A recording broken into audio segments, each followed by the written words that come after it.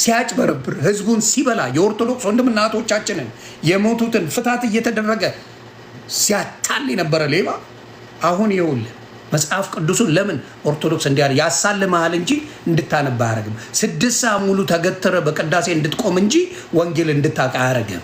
that's the system።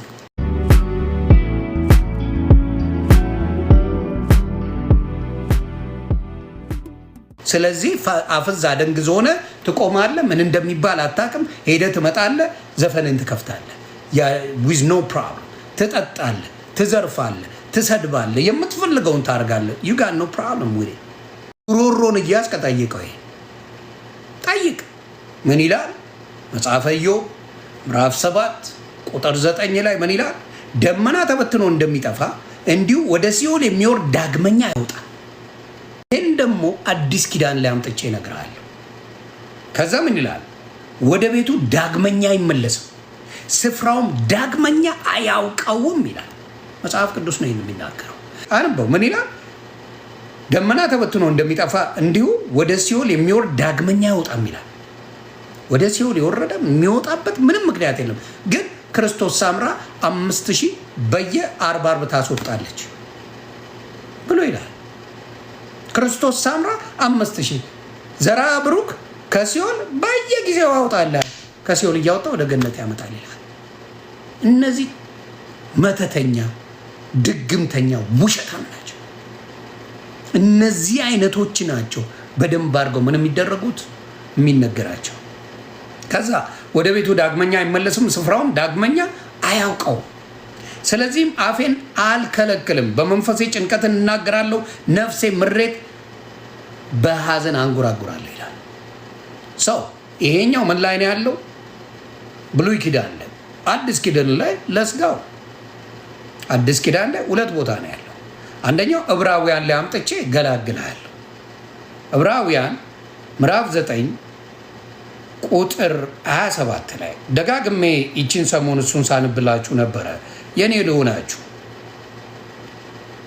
ምዕራፍ 9 ቁጥር 27 ላይ ምን ይላል? ሰዎችም አንድ ጊዜ መሞት ከእርሱ በኋላ ፍርድ እንደተመደበባቸው ይላል። የሰው ልጅ አንዴ ሞታል፣ ከዛ ፍርድ ነው አባቴ። ምንም የምትሄድበት ነገር የለም። ሳትሞት ነው ጌታን ማወቅ ያለብህ፣ አዳኙን ማወቅ ያለብህ፣ ከአዳኙ ጋር ያለ ግንኙነት መጠንከር ያለበት፣ ኢየሱስ ክርስቶስ እውነትም መንገድም ሕይወትም እንደሆነ ማወቅ ያለብህ። ሌላው ይሄ በፍታት አድናለሁ እፈታልሃለሁ እያለ የሚያጭበረብር ገንዘብ ነው የሚበላብህ። በልጅነት ክርስትና ተነሳ፣ ውሸት። ያላመንከውን ነገር ክርስትና ብትነሳ ይኸው የምታየው ነው። ክርስትና ተነስቶ እልል ያለ ዘፋኝ አለል፣ እልል ያለ ሌባ አለል፣ እልል ያለ ዱርያ አለል፣ ቃሚ እልል የተጨበጨበለት ቃሚ አለል፣ የተጨበጨበለት ጠጫ አለል። ይሄ ነው ቢግስ ፕሮብለም።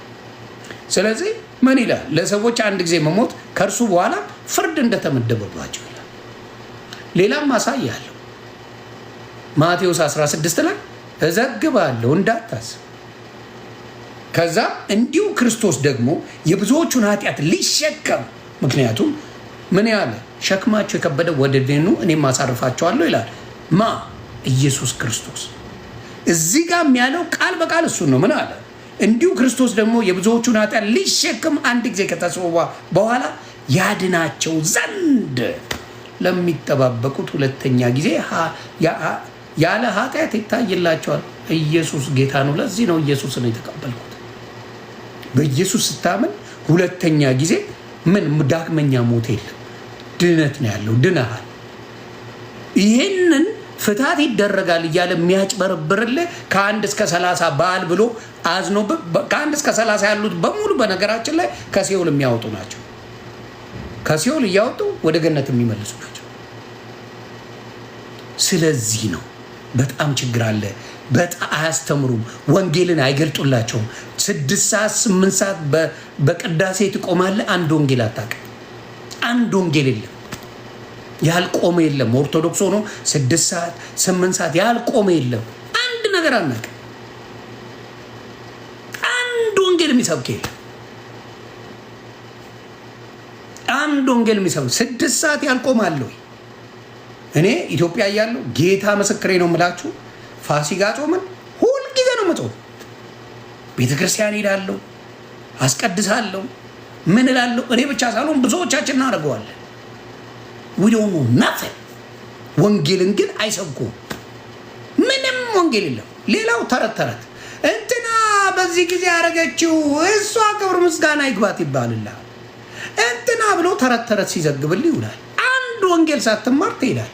ወንጌል የሚባል የለም። ስለዚህ the biggest problem እሱ ነው። ሌላው ላሳየ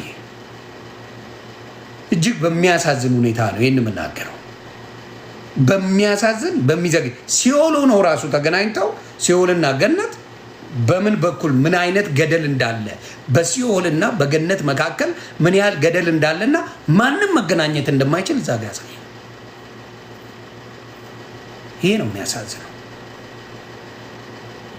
እስቲ አንድ ሰው መጥቶ ከሞተ በኋላ ሰው ገነት የሚያስገባ ተጸልዮለት ገነት እንደሚገባና እንደማይገባ የሚያስረዳን ካለ ኤኒባዲ መምጣት ይችላል። ወይም ሌላ ቦታ ላይ ተወያዩ። እኔን ስለምትፈሩኝ አይ ነው ደረቴን ነፍቼ ነው የምነግርህ። የምፈራው ነገር የለም። ሌላው የሚሽቆጠቆጥልህ ወይ ደግሞ የሚደባብስልህ ካለ እርስ በራስ አውሩ። እስቲ እንሂድ። እጅግ በሚያሳዝን ሁኔታ ነው ይህን የምናየው እና የሌለውን ነገር ሰውን እየተጫወቱበት ምንም ቁም ነገር እንዳይኖረው አድርገውታል።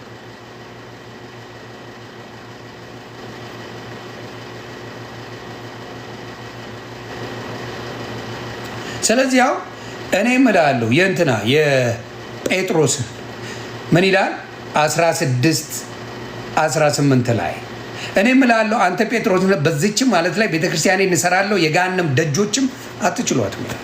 አይችሏትም ይላል። አሁን የኢየሱስ ክርስቶስን ማንም አይችልም። ስለ ጴጥሮስ ማን ነው? ስለ ጳውሎስ በደንብ አድርጎ የሚናገር ኦርቶዶክስ ማን ነው? ሲሰብክ የሰማችሁት ማን ነው? ደስ ብሎት ስለ ኢየሱስ ክርስቶስ የሰበከውን ጴጥሮስን እነ ጳውሎስን ሲናገሩ የምትሰሟቸው ማን ናቸው? እስቲ ዘግበኝ የምታውቀው ካለ። ወፍ የለም፣ ወፍ የለም። ይሄ ነው የሚያሳዝነው። ወንጌል ሰው ተጠምቷል፣ መዳን ይፈልጋል። ኮንፈርት ግን ይሰጡታል። በምን? በውሸት ማርያምን በል ኮንፈርት ይሰጣል። የኮንፈርት ዞን ገልቲ ፕሌዥር የሚባላል። አጭበርብረ አጭበርብረ አጭበርብረ ከዛ የማርያምን መዝሙር ከፍተ ነጠላ ለብሰ ወይም ደግሞ ወንድ ልጅ ኮንክ አሁን ለምሳሌ አኬ ጭብስ የሚል ወንድማችን ጭብስ ሲልልና ላይኩን ይውለት። ልክ መዝሙር ሲዘምር ያለውን ላይክ ይውት። ሌላ ቦታ ካለው ለሚሻው ይውዳል ወይክ በምን ያህል አድርጎ ልክ መዝሙር የዘመረ ጊዜ ያለው ላይክ ያለው ቪውና ሌላ ጊዜ የለ። እጅግ የሚያሳዝን ነገር ነው። ተው የሚለው ኦርቶዶክስ የሚመክረው ኦርቶዶክስ የለም። ተዋኬ ወንድማችን ወንጌል ተማር እባክህ። በዚህ በኩል እየጠጣ በዚህ በኩል እየሰከረ በዚህ በኩል ደግሞ እንደዚህ አይደረግም። በዚህ በኩል ዘፈን እየከፈተ መዝሙሩ ሲመጣ ምን ያደርጉታል? በቃ ኦራኬ ወንድማችን ይባላል። ስለዚህ this is the biggest problem you have። እኔ መታችሁ በተሳደባችሁ ቁጥር ጉዳችሁን እያወጣው ፊት ለፊት ደነቅራል። ካልነካኝ አልነካም። ይኖ ዮኒ ማኛ ምኑ ነው የተቀየረው? በኢየሱስ መሆኑ ተቀየረ እንጂ ነክተውኝ እኔ ጋር የሚመጡትን ጌታን ለመማር የሚፈልጉትን እየተሳቀቁ በእናንተ ስድብ የሚሄዱትን ገስዋ እናንተን ጉድን ተረተረትን እያወጣው አስለቅሳለሁ። that's what we will do from now። ተሳደብ በዚህ እኔ የተክልዬን ቅዘን አመጣዋለሁ ፊት ለፊት። that's what I will do። አርሴማ የምትባል ከየት የማትታወቅ ሴትዮ አምጥተህ አርሴማ እያልክ የምትጮውን አስጮሃለሁ፣ እንድታጓራ አደርጋለሁ። that's what I will do። ስለዚህ ዝም ካላችሁ እኔ ካልነካችሁ መዝሙር እየሰማሁ እየተመሰጋገን ነው። የምትሳደቡት ስድብ ግን የኦርቶዶክስ እንዳልኩ አብዛኛው ሴተኛ ዳሪነት ብትል፣ ሰካራምነት ብትል፣ ቃሚ ብትል፣ ወሮ በላነት ብትል የወረሳት ኢትዮጵያን በኃጢአት የሚያስመጣት ያ ጨዋ የለም። ጨዋዎችን ማምጣት በጣም ነው የተቸገረው። that's the biggest problem። እስቲ ዘፋኙን በሙሉ ግባና ያው እዚህ ቲክታክ ላይ የሚመራቀረውን ግባና ያው እስኪ ሰለች ቋቅ እስኪ ላይ ተመናቃሪው ማን ትሰለቻላችሁ? የምትሰለቹ ናችሁ። በእውነቴን ነው የማወራ። በጨዋነት አትታወቅም ኦርቶዶክስ ታውቃም አታውቅም። ምክንያቱም በፍሬው ያፈራችሁት ፍሬ ነው አድጎ ምንም የሚያደርገው ውጤት የሚያመጣው አይደል? እናንተ የዘራችኋቸው ናቸው እየመጡ በየቀኑ የሚሰድቡ ዘግናኝ ስድብ የሚሰድቡት እናንተ ያፈራችኋቸው መረኖች ናቸው እየመጡ ወንጌል ሲሰበክ በሙሉ የሚሳደቡት። ወንጌል ለምን ተሰበከ ብሎ የሚበሳጭ ከኦርቶዶክሶች ያታመጣል። ዚስ ኖባዲ ጴንጤ ሄዶ ይቅርታ ሙስሊሞች ጴንጤ ቤት ሄደው አይሳደቡ። ሄደውን ዱሬ ኦርቶዶክስ ነው የትም ቤት ስበክ ይመጣል ይለጠልጣል።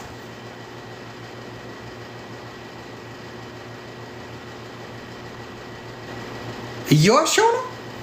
በየክለቡ ሴተኛ ዳር የሚበዛው ማን ሆኖ ነው? በየጭፈራው ቤት የምታገኘው ማን ሆኖ ነው? አሜሪካ በለው ኢትዮጵያ በለው የትም በለው። ለምን እንደነገርኳችሁ ቤተክርስቲያን ሄደው መስቀሉን ሲያሳርሟቸው ድግምት አለው። በህይወት እንዲድኑ አይፈልጓቸውም። በተአምር አይፈልጉም እንዲድኑ፣ እንዲመላለሱ ብቻ ነው የሚፈልጓቸው። አስበዋል። እግዚአብሔር አምላክም በጉቦ እድናለሁ ብለው ሲሏቸው እንኳን አይባልም አይሏቸው።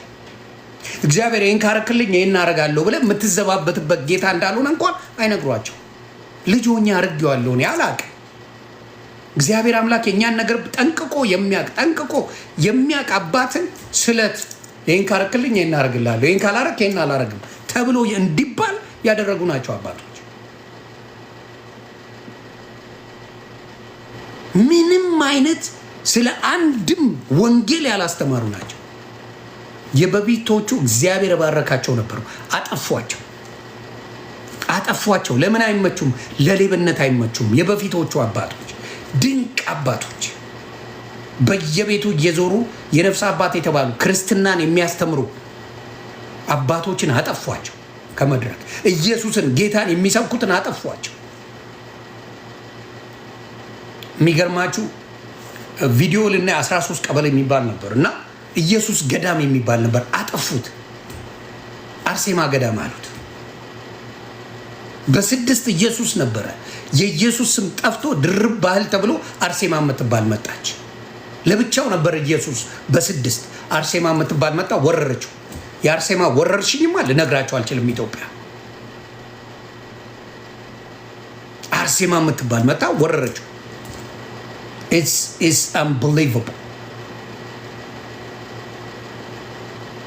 ኢትዮጵያ ምን እንደሆነች የማታውቅ ሴትዮ ወረረች ኢትዮጵያ። ስለዚህ አሁን የምናገረው ምንድን ነው? እውነትን ለመናገር በተለይ የሚያሳዝኑን አረብ ሀገር ያሉ እህቶቻችን እጅግ ያሳዝኑኛል።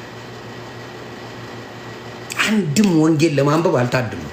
እጃቸው ላይ ዳውንሎድ አድርገው ወንጌልን መስማት ማዳመጥ ሲችሉ አያደርጉት። እጅግ ያሳዝናል። ሌላው በጣም ነው። አሜሪካ ያሉ ጓደኞቼ ወንድሞቼ የሆነ ማኛ ታንኪዩ ነው ያለ። ታንኪዩ በየአሜሪካን ሀገር ላይ በዘር የተመሰረተ ቤተክርስቲያን ነው ያለው። በዘር የተመሰረተ ኦርቶዶክስ ሂድ፣ በዘር የተመሰረተ ኦሮሞ፣ ትግሬ፣ አማራ ተብሎ ጉራጌ ተብሎ ነው የተመሰረተው ቤተክርስቲያን። እውነት ሲነገር የምትደነግጥ እኔ ስለማልፈራ ስለማልደነግጥ እውነቱን አትደብቅ። የትኛው እምነት ነው በዘር ተከፋፍሎ የሚያመልከው? የትኛው እምነት ነው በዘር ከፍለ እግዚአብሔርን አመልካለሁ የምትለው? ይኸው አታይም እንዴ? በክርስትና ራሱ ኦርቶዶክስ ጋር ብትመጣ የትግራይ ኦርቶዶክስ ለብቻው፣ የኢትዮጵያ ኦርቶዶክስ ለብቻው ነው። They don't care. They don't care.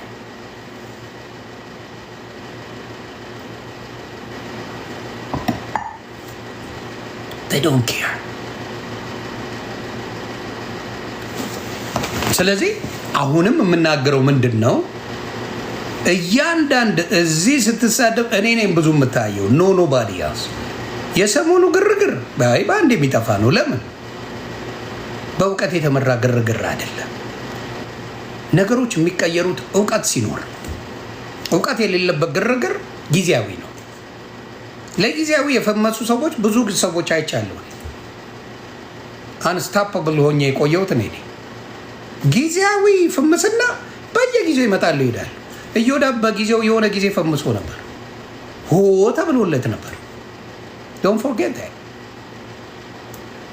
ሌሎቹም እያንዳንዱ ጠቃቅንና አነስተኞቹ የሆነች ጊዜ ላይ ይፈምሳሉ፣ ከዛ ይጠፋል። ምንድነው? ኮንሲስተንሲ የለም፣ ምን እውቀት የለም፣ የሚያነቡት ነገር የለም። ያ ነገር ሲኖር ነገሮች ይቀየራሉ። ኮንሲስተንሲ ሲኖር ምን አለ? ሪሶርስ አለ፣ የምታነበው ነገር አለ። እያደግክበት እንጂ እየሰነፍክበት አትሄድም። ስለዚህ የኔ የሚያስደነግጣችሁ ምንድን ነው? እውነት ነው የማወራው። እውነት ስለሆነ ምንም ልትለኝ አትችልም፣ ምንም ልታደርገኝ አትችልም። ዋሽቼ ከሆነ ያስጠይቀኛል። ዋሽቼ በእምነቱ ላይ ቀጥፌ ከሆነ ያስጠይቀኛል። እማልዋሸው እምነት ነው የማወራው። ለእግዚአብሔር ስለት የምትገባ ገስወት ይሁዳ ለእግዚአብሔር ስለት የሚያስገቡ ሌቦች ናቸው። ምን የሚያደርጉ ናቸው? በጥቅም የሚኖሩ ናቸው። ገንዘብን የሚበሉ ናቸው። ክርስትና ስትነሳ ገንዘብ ወስደውብህ፣ ፍትሐት ስታደርግ ገንዘብ ወስደውብህ፣ ቀብር ስታደርግ ገንዘብ ወስደውብህ፣ የምትፈልገውን ከተወለድክበት ጀምሮ ጊዜ እስከ መጨረሻው ገንዘብን ሲዘርፉ ነው የሚውሉት። that's their job. that's all they do. ሰንበቴ ቤትማ እንደነሱ የሚበላ በየአይነት የሚበላ እንደነሱ አታመጣ። ሰንበቴ ቤት ተረኛ አለ፣ መዝገብ አለ፣ ጽጌ የሚባል አለ፣ ሰንበቴ ቤት አለ። ያመጡልሃል። በቃ ሲጠረቁ ነው የሚውሉት፣ ሲበሉ ነው የሚውሉት። በቃ ጭውት ማለት ብቻ ነው። ሌሊት ይነሳሉ። ከዛ ስራ የላቸውም ሌላ፣ ያችን ያደርጋሉ። ከዛ ያቆማሉ። ከዛ በኋላ የሉም፣ እረፍት ናቸው። ከዛ በኋላ ቀኑን ሙሉ እረፍት ናቸው። ፈታ እያሉ በየቤቱ እየሄዱ መብላት። ይሄ ነው ትልቁ ችግር። አሁንም የኢየሱስን ክብር ለመሸፈን ጨረቃ ላይ ብለህ ትመጣለህ። ፀሐይ ላይ 50 ዓመት ፀሐይ ላይ 50 ዓመት ሆኖ ከፀሐይ በላይ ሆኖ የጸለያል ይላል። ምን እያጨሱ እንደሆነ ባላቅ፣ ምን እየሆነ እንደሆነ አየሁ አይደል? ስርዓት ሲይዙ እኔ ስርዓት ማስያዝ በሰከንድ ነው የምችለው። ሮብዬ እንዴት ነሽ? ስርዓት ማስያዝ በሰከንድ ነው የምችለው እኔ። አስይዛለሁ። ከባድ ሚዛን ነኝ እኔ። አስይዛለሁ በደንብ አድርጌ። የተክለ ሃይማኖት ቅዘን ነው ማመጣለህ። የጊዮርጊስ የተባለ ቢራ ነው ማመጣለህ። ፊት ለፊት ቢራ ያንተ ቅዱሱ አረቂያሙን ነው ማመጣለህ። ይሄ የዋሸሁት ነገር የለ። ቢራ እያልክ እየጠጣ ቅዱስ ትለኛለህ። እየሰከርክበት ቅዱስ ትላለህ።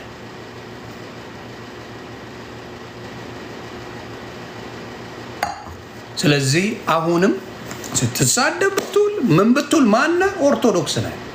ሴተኛ ዳሪነቱን በደንብ ትሬን የምትደረግ፣ እውነቴን መጠጥ በደንብ ትሬን የምትደረግ፣ ዘፈኝነት በደንብ ትሬን የምትደረግ፣ ቅምቀማ ምን በደንብ የምትደረግ ነህ። ተስፎች ይደው ቴሌግራም ላይ እኮ አይተናል። የሚዘገንን ነገር መስቀላቸውን አድርገው ነበር። ራቁታቸውን የማይከቱት ነገር የሌለ መስቀል አድርገው ነው። ኦየስ አይተናል። ወንጌል የሚሰብክ የለም። እንኳን እሱ አይደለም ፈለገ የሽጎራ ነገር ነው የሚልክላችሁ። ዳስ ሪያሊቲ። ከነ ማስረጃው አምጥቼ ላሳያችሁ። ስለዚህ እንደ በፊቱ ጴንጤ ስለሆነ ይፈራል ኦርቶዶክስን ወይ እስላምን ይፈራል። ሄድና ኑሮን አስፈራራ፣ ወሬ። ምናልባት ሌላው ጴንጤ ሊፈራ ይችላል። ናት ሚ እኔ ጋር እንዳትሞክረው። እኔ ጋር በደንብ ነው የምነግርህ። ገብቶሃል? ሌላው ምናምን እሺ በጌታ ምናምን ብሎ ሊሄድ ይችላል። አቤት ያገኘው ጊዜ አስደስታለሁ።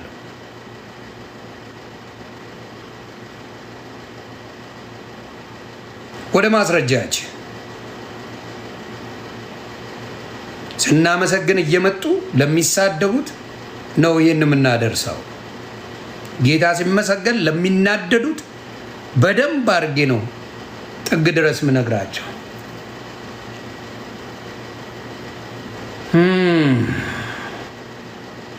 ገርሞት ነው ቴዲ ሐዋሳ እዚህ ጋር ሲመልስ የምታየው።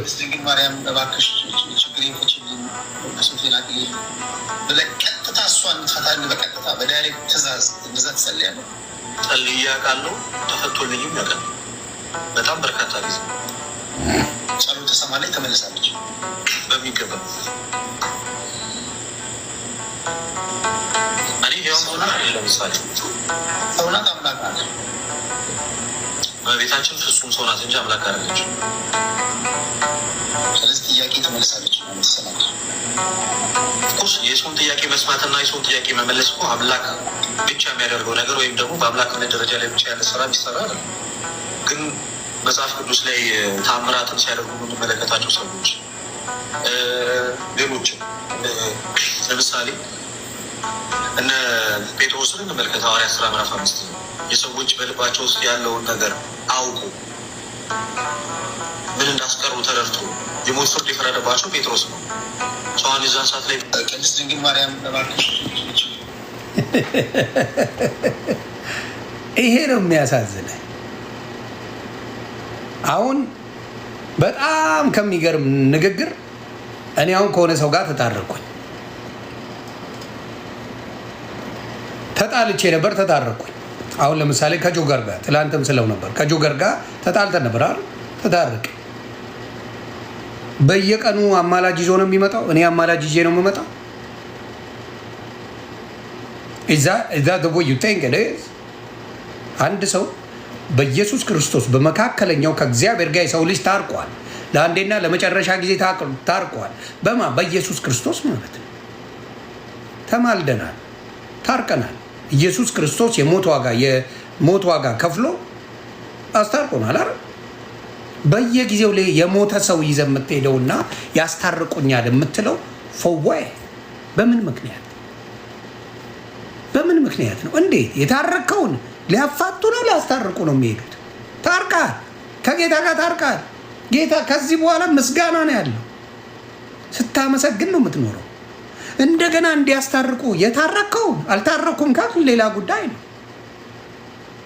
ኢየሱስ ክርስቶስ ከእግዚአብሔር ጋር አስታራቂ ሆኖ አንዴ መስቀል ላይ ተሰቅሎ ስቃው ከፍሎ አስታርቆናል።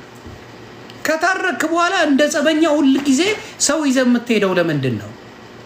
ጸበኛ እኮ አይደለም። ከዚህ በኋላ ጸበኛ አይደለንም እኮ በጌታ ምሕረት ድነናል እኮ። የዳነውን ምን ብለህ ነው? ቆይ በአማላጅ ይዤ ልምጣ፣ እንትናን ይዤ ልምጣ እያልክ ካልክማ ዩዳን። ይሄ ነው the biggest problem። ማያስተምሯችሁ ፈርተውታል። ለምን? ንግዳቸው ነው። ከ1 እስከ 30 የዓመት አለ ንግድ ነው።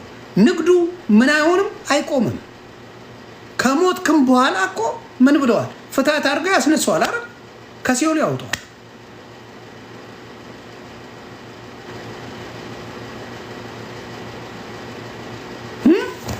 ከሲኦል ያውጣዋል አይደል?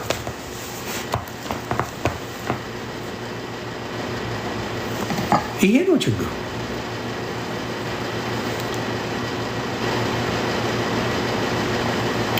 ኦርቶዶክስ የሆናችሁ ውጡ ከዚህ ፔጅ እያልሽ ነው እናቱ። አንቺ እኮ እዚህ ሆነሽ አይደል እንዲ ያለሽ? አንቺ እዚህ ሆነሽ ውጡ አይከብድም? እያጣጣምሽኝ እየሰማሽኝ ውጡ አይከብድም እናቱ?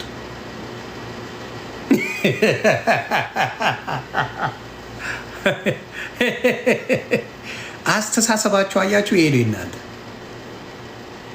ኦርቶዶክስን አይደለም። የኦርቶዶክስ ቄስ የተባለ ግን አብዛኛው ሌባ፣ ወሮ በላ፣ ህዝብን ወደ ሲኦል የሚነዳ ነው። ህዝቡማ ምን ያውቃል? መጽሐፍ ቅዱስ አልተነገረው። 6 ሰዓት ለፍልፎበት ብሎበት ይሄዳል። ቅዳሴ ነው ብሎ በማያውቀው ቋንቋ አስጮህበት ደክሞት ዝሎት ወደ ቤት ይሄዳል። ምኑንም ሳያውቀው ይሄዳል። ምኑን ያውቀዋል? ምዕመናኑ ምን አረገ? ምን አጠፋ? ቢማር ኖሮ የክርስቶስ አርበኛ ይሆናል። ስላልተማረ ግን ለዚህ ይዘምራል። ዘምር ሲባል ይዘምራል። ለሹሉቃ እዘምራለሁ፣ ለእንትና ዘምር። ኧረ ከእንትን እኮ ናት፣ ከግሪክ እኮ ናት፣ እንደ ከሆነ ሀገር እኮ ናት፣ እንደ በጣም እኮ የተቀደሰች ናት። ዘምርለት ለሹሉቃ ከሆነ ሀገር እኮ የመጣ የተቀደሰ ሰው ነው። እንትና እኮ እስካቦኛ ነው ምናምን ይባላል። ዘምርለት ይባላል። እሺ እንትና ያማልደኛል ትላለህ። ኧረ መጽሐፍ አለው አንብብለት። እንዴ ስንት ታሪክ የተሰራ ለክርስቶስ ብሎ ወፍ የሰራ የለም እኮ። ክርስቶስን የሸጠው ነው። እንዴት እንደሸጠው ታውቃለህ? እኔ ገነት አስገባሃለሁ ብለዋል። የክርስቶስን ስራ ወስዶታል። ይሄ ጠንቋይ ነው፣ ማተኛ ምታተኛ ነው። ልክ እንደዛ ሲል ባናቱ ትተክለዋል ነው። የክርስቶስን ስራ ወስዳለሁ ሲል ከሲኦል አውጥቼ ወደ ገነት አመጣለሁ ሲል ይሄን ምን ታደርገዋል? አቃጥለ መጽሐፉን ታስወግዳለህ። ካንተ በክርስቶስ ደም መቀለል ነው። ይህንን አድርገው ለዘመናት አጭበርብረው ኖረዋል። ግብፅ ናት አምጥታ የከመረችባት ለኢትዮጵያ። ግብፅ ከመረች። ግብጾች አይጠቀሙም፣ ግሪኮች አይጠቀሙም፣ ራሻዎች አይጠቀሙም። እንደዚህ አይነት ነገር አያውቁም። እንደዚህ አይነት ልምምድም የላቸው። ታቦት የሚባል የለም። ሐሰተኞች ናቸው። ሐሰተኛ ነቢያት ያለው ፕሮቴስታንት ጋር ብቻ አይደል። ሐሰተኛ ነቢያት ያሉት በቄስ ስም የተወሸቁት ኦርቶዶክስ ውስጥ ነው በአብዛኛው ያለው። ሐሰተኞች፣ ውሸታሞች። ቄሱን አምጣና ወንጌል ጠይቀው አንድ የሚያውቀው የለም። አንድ የሚያውቀው የለም። ስለዚህ ያንን ነው የምነግርህ። መበርታት ያስፈልጋል። እውነቱን ነው የማስተምርህ። እውነቱን ነው የምነግርህ ከጌታ ጋር። እስቲ እያየን ነው የምንነጋገረው እዚህ ጋር።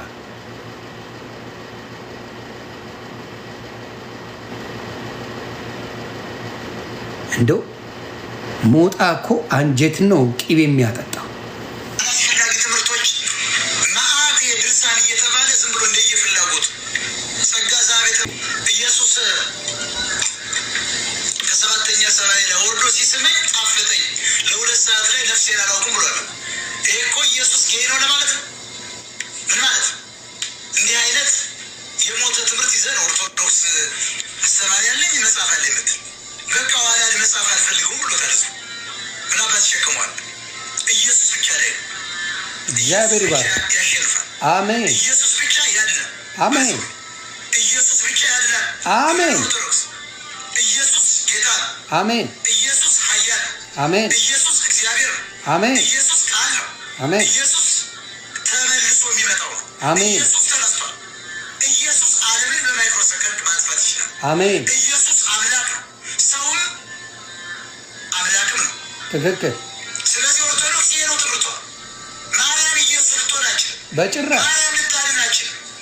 ማርያም ጸጋ፣ አላስፈላጊ ትምህርቶች መዓት ድርሳን እየተባለ ዝም ብሎ ሞጣ በጌታ ሞጣ ጌታ የገባው በጌታ በጌታ ስትሆን በጣም ትገፋለህ። በጣም አይወዱም። ኢየሱስን ብቻ አዳኝ ብለህ መቀበል አትችልም። ዩኬና በኦርቶዶክስ ኢየሱስ ብቻ አዳኝ ነው ብለህ ሌሎቹን አለምና አያድነኝ ምን አባቱ ያደርግልኛል? የምሰብከው ለምንድን ነው የምሰብከው? ሌላው ዩ ቴል ሚ ምን ስለሆነ አያድነኝ? ብሰብከው ስቀባጠር ብውል ስለሌላ አያድነኝ። ምን ስለሆነ ነው የምሰብከው ስለሌላ? እስቲ መጽሐፍ ቅዱስ ላይ ከማቴዎስ ጀምሮ የመጀመሪያ ሲሉት እንስማ። ከማቴዎስ እንጀምር። ምንድን ነው የሚለው ማቴዎስ?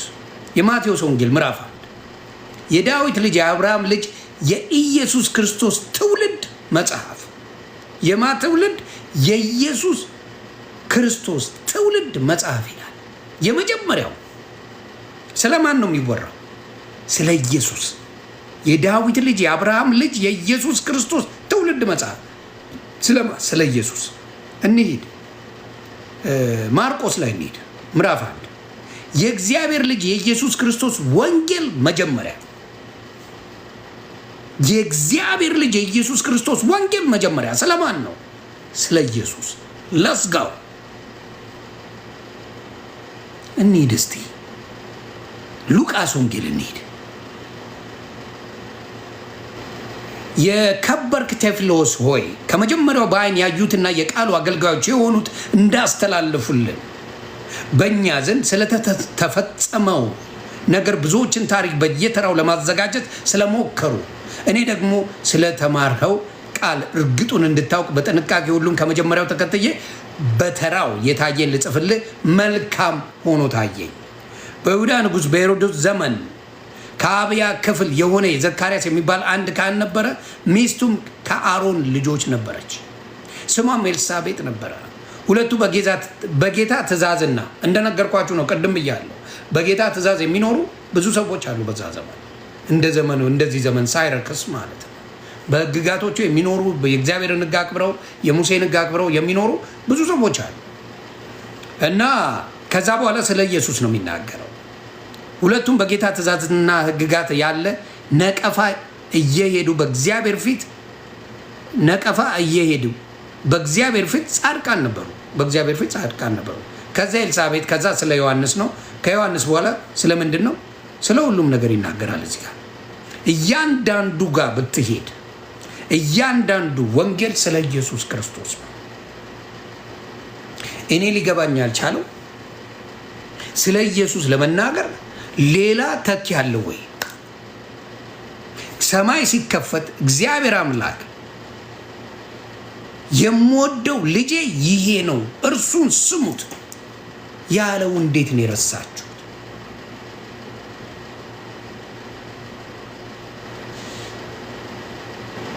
በቃ አንድያ ልጁን የሰጠው ነው። ይሄንን ነገር ላለማድረግ ሸፍነው መጽሐፍ አበጅተው የገድላት መጽሐፍ አበጅተው የጸሎት መጽሐፍ አድርገዋቸዋል። ከ1 እስከ 30 ቀን ተሰጥቷል። ከ1 እስከ 30 ቀኑ መጥፋት አለበት። የእግዚአብሔር ቀን ነው። የእግዚአብሔርን ቀን ለማንም አይሰጥም። ቅዱስ ነህ ስለ አንተ አይደለም የተሰበከው። የቀደሰ እግዚአብሔር አምላክ የቀደሰ የእግዚአብሔር ልጅ ኢየሱስ እንጂ የኛ ቅድስና የለም። የሚቀድስ ማን ነው? የሮሜ ሰዎች ላይ አንብብ፣ ምዕራፍ 8 ቁጥር 34 ላይ የሚኮንንስ የሚቀድስ ማን ነው ብሎ መጽሐፍ ቅዱስ ይናገራል። እሱን የቀደሳቸው ቅድስና የሰጠው እግዚአብሔር እንጂ በራሱ የተቀደሰ አንድ ሰው የለም። ቅድስና የሚሰጠው ጸጋ የሚሰጠው እግዚአብሔር አምላክ ነው። እናንተ ግን ቅዱስ እያላችሁ የምትመጻደቁባቸው እነዚህ አጭበርባሪዎቹ በየቀኑ በየዓመቱ እየነገሱ ምግብ እያበሉ በእኔ ምግብ ካበላ 10 ትውልድን 20 ትውልድን ከሲኦል አወጣለሁ የሚል ወሮ በላ ሌባ ሲመጣ መንገር አለብን። ሌባ ነህ አንተ። ለአንተ ስላበላው ሆዳም ነህ፣ አጭበርባሪ ነህ፣ ዲያብሎስ ነህ አንተ። ዲያብሎስ ይህንን ነው ምነግርህ። ስለዚህ እስቲ ሮሜ ሰዎች ምን ይላል? በጣም የሚጠሉት ምዕራፍ ነው የምነግራችሁ። ሮሜ 8:34 ምን ይላል?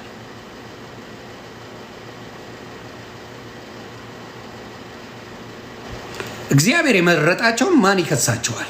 የሚያጸድቅ እግዚአብሔር ነው። የሚኮንንስ ማን ነው? ማን ነው ጻድቅ ያደረገ? እግዚአብሔር። እግዚአብሔር የመረጣቸውን ግን ማን ይከሳቸዋል? የሚያጸድቅ እግዚአብሔር ነው። የሚኮንንስ ማን ነው ብሎ ኮስችን ማርክ ያደርጋል። የሞተው የሚኮንን የሚፈርደው ማለት ነው። ከኮነን ኮኔ ፈረድኩብ ማለት ነው። የሞተው ይልቁንም ከሙታን የተነሳው በእግዚአብሔር ቀኝ ያለው ደግሞ ስለኛ የሚማልደው ኢየሱስ ነው ይላል። ክርስቶስ ኢየሱስ ነው ይላል። ይህን ነው መናገር። አየህ፣ ጽድቅን የሚሰጠው እግዚአብሔር ሆኖ ሳለ ጽድቅ ለተሰጣቸው ሰዎች የሚያሸረግድ በዛ። this is the wrong info። ጽድቅን ለሁሉም ይሰጣል። እግዚአብሔር አምላክ ጻድቅ ነው። የሚያውቀው መስጠትም የሚያውቀው እግዚአብሔር አምላክ ጽድቅ ብቻ ነው። ጽድቅን ነው የሚሰጠው ጌታ። እሱ ያጸደቃቸው ሰዎችን በእነሱ መኑ እነሱ እንዲያርጓል እያሉ ነው የሚተረትሩልን።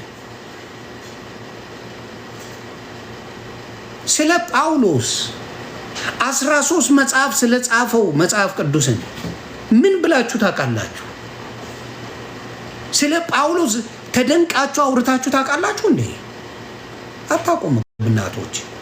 you never did። አንተ የምታወራው አርሴማ ስለምትባል ስለማትታወቅ ሴትዮ፣ መጽሐፍ ቅዱስ ላይ የሌለች ሴትዮ ለአንተ ጻድቅ ናት። ክርስቶስ ሳምራ ብለህ ያዙ ይልቀቁኝ የምትለው መጽሐፍ ቅዱስ የማያውቃት ሴትዮ፣ መጽሐፍ ላይ ያልተጻፈች ያልጻፈች ስለ ጌታ ያልገለጸች ሴትዮ አምጥታ ገብረ ገለመሌ የምትለው የማያውቀው መጽሐፍ ቅዱስ ምን እንደተደረገ አበሻ አዳምቆ ነው የሚያወራው። አዳምቆ እያንዳንዱን ነገር አዳምቆ ዋሽቶ የሚያወራ ነው። አበሻ ይታመናል እንዴ? እኔ እንዲያውም ጌታ አዳም አበሻ ይመስለኛል። በእውነት ነው የምልህ። ለጌታ የማይታዘዘው አበሻ ብቻ ነው። ለአምላኩ የማይታዘዘው በብዛት አበሻ ብቻ ነው። እግዚአብሔር በክርስትና አምጥቶ ክርስትናን ወደ ኢትዮጵያ መግባቱ በኢየሱስ ክርስቶስ መታመኑ ኦርቶዶክስ ልዩ ነበረች። ከክርስቶስ ውጭ የምታምነው አልነበረም። እሱን በምን ነበር የምነግራችሁ መሰለ? መሳያ የሚባል ሙቪው የሙስሊም ሙቪ ነቢዩ መሐመድ ኢትዮጵያ ላይ እንዴት መልእክተኞቻቸውን እንደላኩና መልእክቱ እንደላከና ኢትዮጵያውያን በዛ ጊዜ የነበሩ ነገስታቶች ምን ብለው እንደሚመልሱለት አይደል? ይህንማ እኛ የምናመልከው አምላክ ነው፣ ስለሱ ከሆነ ኑ ግቡ፣ ምንም ችግር የለም ነው ያላቸው ቃል በቃል። ኢየሱስ ኦርቶዶክስ የምትደራደርበት አልነበረችው። አሁን ቀየሩት። የክርስቶስ ደም ነው ተብሎ ብዙ ብዙ ብዙ ብዙ ብዙ የነበሩ ቤተክርስቲያናት ስማቸው እየተቀየረ አሁን በአርሴማና በማርያም በገለመሌ ተቀይረዋል። በሚያሳዝን ሁኔታ መድኃኔ ዓለም ነበር የሚታወቀው። ሞር የሚታወቀው የቅድስት ድንግል ማርያምና መድኃኔ ዓለም። ብዙ ጊዜ ቤተክርስቲያኖች የነበሩት እነዛ ናቸው። መድኃኔ ዓለም፣ አማኑኤል፣ ኢየሱስ የሚባል ራሱ ቤተክርስቲያኖች ነበሩ። ኢየሱስ የሚባል አሁን ነፍሴ የማንም ወመኔ በሱ ስም መጥቆሪያ የሚባል ጋኔል፣ የጋኔል ገዳምና ቤተክርስቲያን አለ።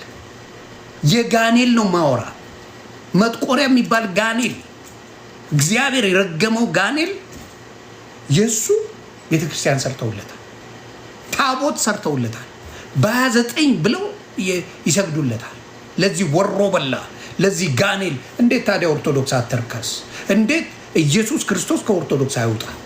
ጥሎ ነው የሚወጣው። ከጋኔል ጋር እኩል ታደርገዋለህ እንዴ? ከጋኔል ጋር እኩል ቀን ትሰጠዋለህ እንዴ? እግዚአብሔር አብ የተባለ 29ን ቀን ለጋኔል ትሰጣለህ እንዴ? ጌታ ይገሰጻችሁ። ይህንን እንኳን ሸም የላችሁ። እግዚአብሔር አብ የተባለን ቀኑን ቀየሩት። ኢየሱስ የተባለውን አርሴማ ብለው ቀየሩት። በ6 የነበረው ሙሉ የክርስቶስ ነገር የለበትም። የክርስቶስ የተባለ ምግብ መብያ ብቻ ነው ያለው። የትኛዋ ፋሲካን ይወዷታል? የምግብ ጊዜ ናት። ልደቱ የጾም ምግብ መብያቸው እንዴት በለ። ጾም ልያዝ ሲል ኦርቶዶክስ የት ነው የሚገኘው? የት ነው የሚገኘው? ታንክ ዩ። የት ነው የሚገኘው ኦርቶዶክስ? ቤርጎ በሙሉ ዝግ አይደለ እንዴ? እውነት እንነጋገር። ሙሉ ቤርጎ ዝግ አይደለ? የኦርቶዶክስ ጾም መያዣ ጊዜ ሙሉ ቤርጎ ዝግ ነው። የኦርቶዶክስ ምን ጾም የተፈታ ጊዜ ሙሉ ቤርጎ ዝግ ነው። ምን እያረጉበት ነው? እግዚአብሔር ሲዝናል ነው እንዴ? የኛ አምላክ ሲዝናል ነው? እግዚአብሔርን ማታለል ይቻላል? ማጭበርበር ይቻላል? በእግዚአብሔር መሳለቅ ይቻላል? ይህን አይደል የምታረጉት እንዴ? ምንም አይመስላችሁ? ይህንን ቄሶች ያውቃሉ። they don't care። ያጋብተው እኮ ዘፋኝ ባንድ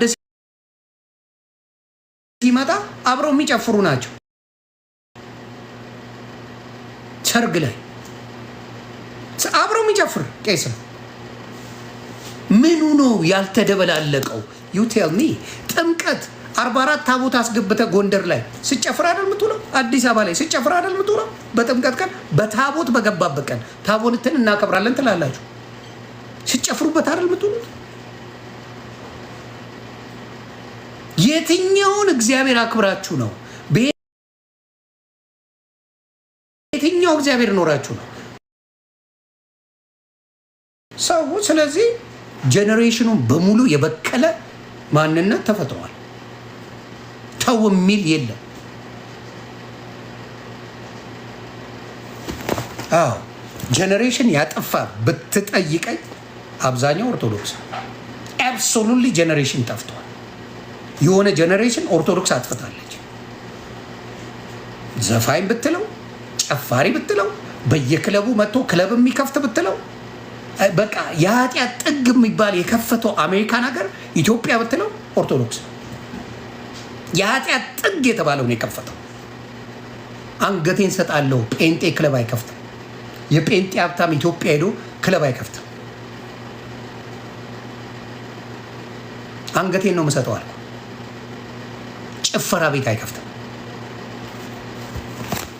በሙሉ አጥፍተውታል።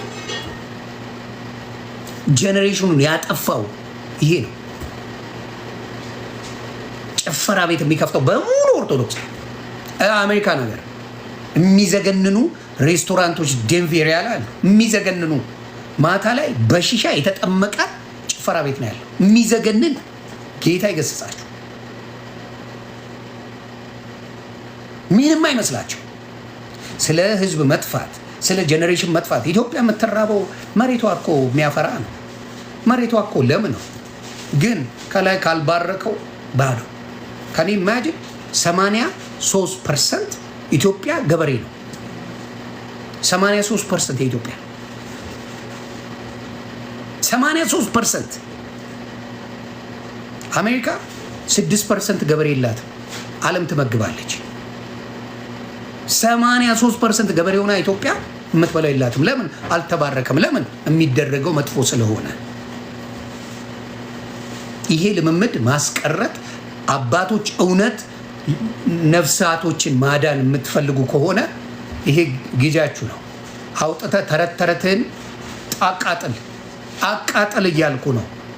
ከሲኦል አውጥቼ ገነት አስገባለሁ የሚል በጌታ ተሳስቷል ማለት እኮ ነው። ጌታ ሲኦል አስገባ ማለት እሱ ስተተኛ ነው፣ እኔ ያለውን ልማስገባ ብሎ በጌታ ላይ የሚዘባበት ሌባ ዱርዬን መጽሐፍ ተሰጥቶት በሱ ጸሎት ማድረግ ማለት ወንጀል ነው። አቃጥል፣ አውጥታ አቃጥል። በኢየሱስ ክርስቶስ የሚዘባበት ነው ያለው፣ ሙድም ሚዝ ነው ያለው። ክርስቶስን ለመስበክ የጀገነ ወፍ አታመጣ። የሚከራከሩ ስለ ፍጡራን ምንም በራሳቸው ማድረግ ስለማይችሉ ሰዎች ነው የሚፎካከሩ። ማስረጃውን ይዤ ነው የምመጣላችሁና እናንተም የምታዩት። ስለዚህ ፍርጥም አድርጌ ነው የምናገረው። እኔ መተህ ትሳደባለህ፣ በደንብ አቅሜ ትሄዳለህ። እኔን አትችለኝም። ሌሎቹ ቢሆኑ ትችሏቸዋላችሁ። ናትሚ እኔን ሰድበህ መልሱ የሚሆነው ያንተን ተረት ተረት አውጥቼ ዘረግፍልሃለሁ። በግልጽ ነው የምናገረው።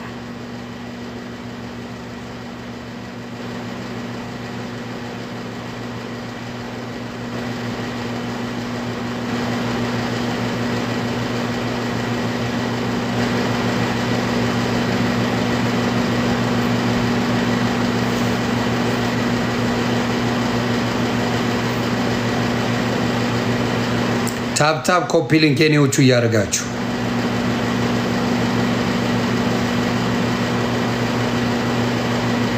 ተባረኩ።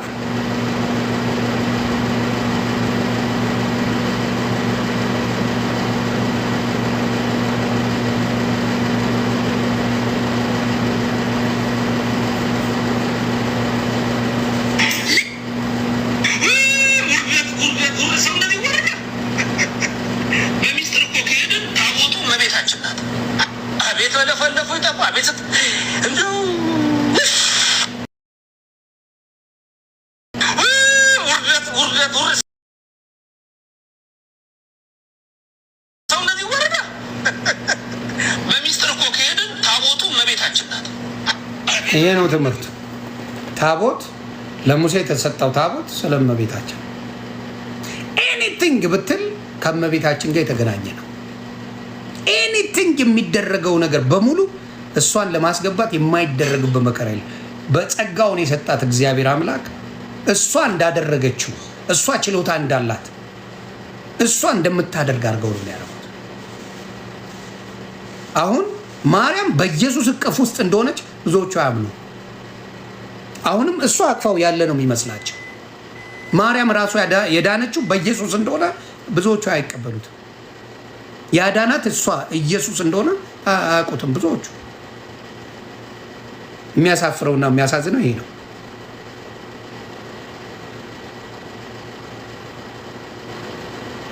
እስቲ እንሂድ። ምን እያለ ነው ይሄ ልጅ? ቤተክርስቲያን ስለ ስማችሁ ስትሉ ቢያንስ አባት ናችሁና አባትነታችሁን እንድናከብር በልጆቻችሁ ፊት ሞገስ እንድታገኙ ስለ ስማችሁ ስትል በሕግ ፊት ተፋረዱት።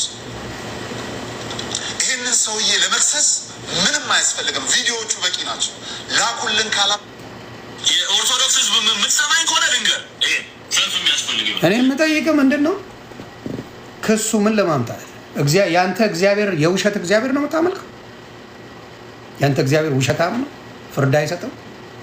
ያንተ ሃይማኖት የውሸት ጋንግስተር ነው፣ ሰው እያሳደደ የሚደበድብ ነው፣ ሰው እያሳደደ የሚከስ ነው። ኦርቶዶክስ እንደፈለግኩ አድርጌ ብሰድባት እንደፈለግኩ ብሰድባት አምላክ የላትም? የሚመልስ መልስ የሚሰጥ አምላክ የለም ወይስ አንተ ጋንግስተር ነህ? ጋንግስተር ናት ኦርቶዶክስ። ሰው እያሳደደች የምደበድብ፣ ሰው እያሳደደች የምትከስ ነው። ይሄ ነው እምነት? ይሄ ነው ተራነታችሁን የሚያሳየው። ተራ ኦርቶዶክስ ሰው የምታሳድ ሃይማኖቴ ተነካ ብለህ የምታሳድ ከሆነ ምንድን ነው አንተ ከዲያብሎስ በምን ተለየ? ኢየሱስ ሲደበድቡት፣ ሲቀጠቅጡት፣ ሲተፉበት የሚሰሩትን አያውቁምና ይቅር በላቸው ያለ አምላክ ነው አለ የምትባለው አይደል? ታቦት መክተፊያ ነው ቢባል ምን አገባ? ምን አገባ? አዎ መክተፊያ ነው። ምን አገባ? ታቦት የለ። የብሉይ ኪዳን ታቦት አንድ ለሙሴ የተሰጠው አለ። ሌላው መክተፊያ ነው። ሌላው ውሸት ነው። ሌላው ቃቃ ነው። ሌላው ማጭበርበሪያ ነው እንጂ የለም። ኬት አምጥተህ ነው ታቦት የምትለው? ኬት ያመጣው? ኬት የዘረፍከው? መጽሐፍ ቅዱስ ላይ የሌለን አምጥተህ መለደፍ ትችላለህ? መጽሐፍ ቅዱስ ላይ የሌለ በሙሉ አይደለም እንትን መክተፊያ ነው፣ ምን ወፍጮ ነው፣ ድንጋይ ነው ብለህ ሊሰማ አይገባም። ምንም ሊሰማ፣ ምክንያቱም መጽሐፍ ቅዱሳዊ አይደለም። መጽሐፍ ቅዱሳዊ ቢሆን አዎ እንዴት ይላል ማለት እችላለሁ። ዝም ብለህ መንገደኛ እያሸከምክ የምትሄደውን ታቦት ልለው ነው? በየታክሲ እያስገባ የምታወጣውን ታቦት ልለው ነው? የሙሴ ታቦት እንደዛ ነበረ። ምንድን ነው የምታጭበረብረው? ስለዚህ ስህተቱ ይሄ ነው። ይሄንን ነው ብዙ ጊዜ የምናየው። ስለዚህ እስቲ እኔ ያልኩትን እንዳልተሳሳትኩ ራሱ ይመሰክራል ወንድማችሁ። ታሰበ ሰዓት ድንገት ብቅ ያልኩት በአንድ ያው ከሰሞኑ ሲወሩ በነበሩ በአንድ የላይቭ ላይቭ ላይ ነው ቪዲዮ ተሰርቶ ትንሽ ሰዎች ግራ ሲገቡበት በነበረ ሀሳብ ላይ ለመውራት ያክል ነው። ያም ደግሞ ስለ ቅዱሳት ስዕላት ነው። ምናልባት ይህንን ላይቭ ለዮኒ ማኛ ምናምንና ልክ እንደዚህ አይነት ቪዲዮዎችን በደንብ ሼር ሲያደርጉ ለነበሩ ሰዎች ሼር ብታደርጉልኝ መልካም። ቅዱሳት ስዕላትን እንጸየፋለን እኛ የኢትዮጵያ ኦርቶዶክስ ተዋሕዶ ቤተክርስቲያን አማኞች ቅዱሳት ስዕላትን እንጸየፋለን የሚል የተናገርኩት ከዚህ ቀደም ቆየት ያለ ቪዲዮ ነበረ እና ያንን ቪዲዮ በጣም ብዙዎች ይዘው እንዴት ይሄ ነገር እንዴት ነው የኦርቶዶክስ ቤተክርስቲያን አስተምሮ ነው ወይ የኢትዮጵያ ኦርቶዶክስ ተዋሕዶ ቤተክርስቲያን አስተምሮ እኮ ይጣረሳል ምናምን የሚሉ ነገሮችን ተናግሯል። ዞሮ ዞሮ በመጀመሪያ ብዙዎች ጋር ሼር ሲያደርጉት የነበረው ቪዲዮ እኔ የተናገርኩት ማለት ነው እኛ የኢትዮጵያ ኦርቶዶክስ ተዋሕዶ ቤተክርስቲያን አማኞች ቅዱሳት ስዕላትን እንጸየፋለን የሚል ንግግር ተናግሬ ያለው ወይ? አዎ። ነገር ግን ይሄ ንግግር ትክክል ነው ወይ? አይደለም። በድህስ አልሳ ልክ ነህ፣ አትፍራ።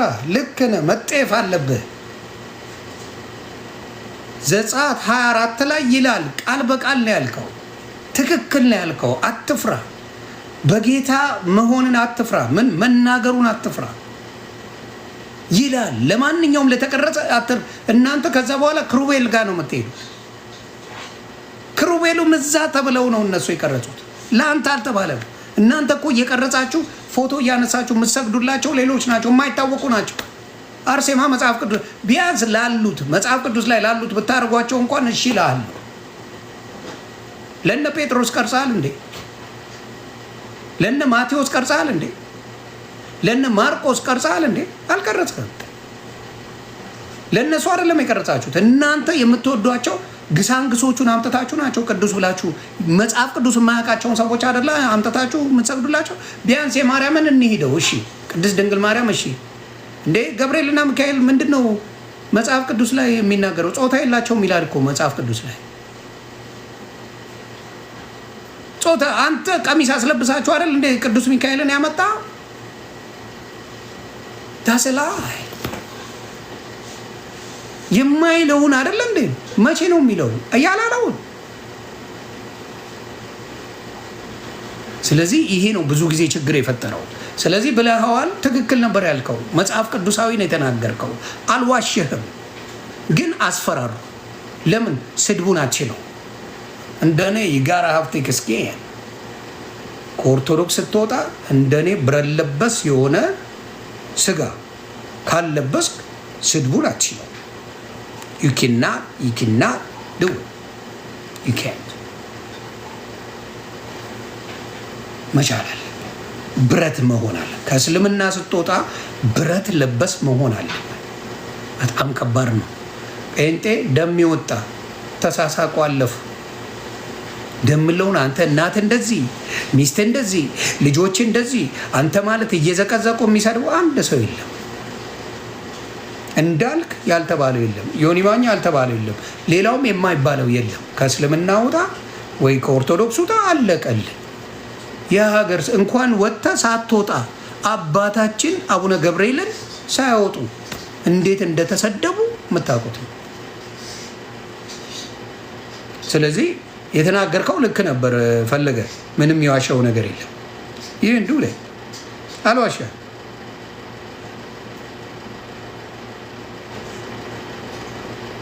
እስቲ እኔ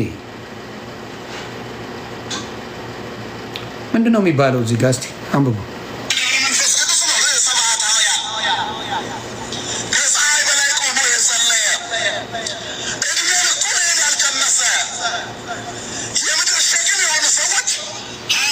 ከፀሐይ በላይ ቆሞ የጸለየ ዕድሜ ልኩን ምግብ ያልቀመሰ። እንግዲህ ኢየሱስ ክርስቶስ ፍጹም ሰው ፍጹም አምላክ ሆኖ እንኳን ምግብ ይመገብ ነበር።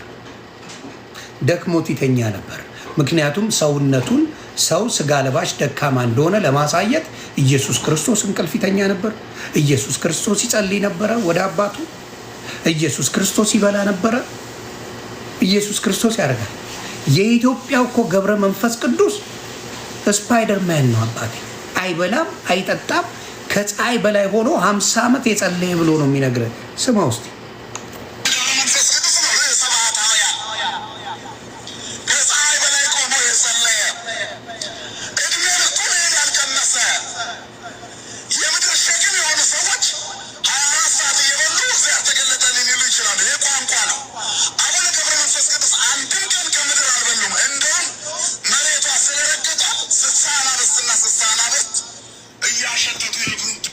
እንዲያውም አልበሉም። አንድን ቀን መሬት ሲረግጡ ሰማይ ነው።